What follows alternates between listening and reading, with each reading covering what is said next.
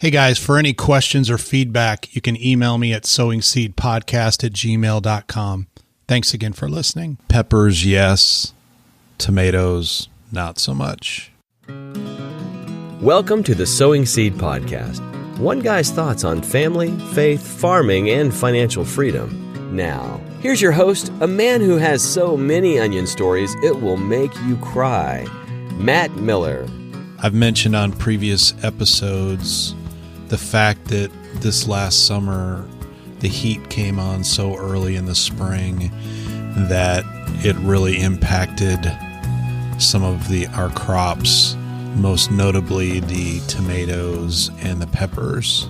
Essentially, the plants got so distressed so early that we got handfuls of tomatoes versus bushels and bushels in years past. I've been hopeful about the peppers, though, as even though it was really, really hot through early October, there were buds on the plants, and those buds were being pollinated and peppers were beginning to form.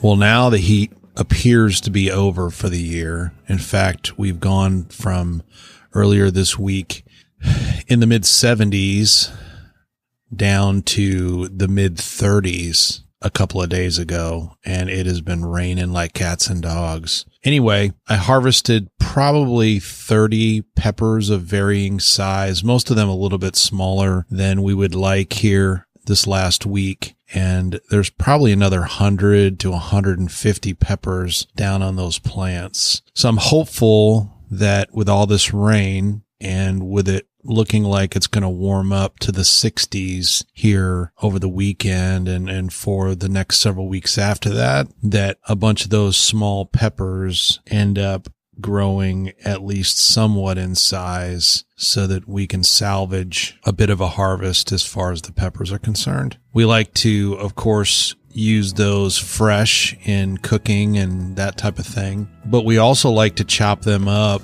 put them in gallon baggies, and freeze them so that we've got access to our harvest, much like we do with some of our onions all year round.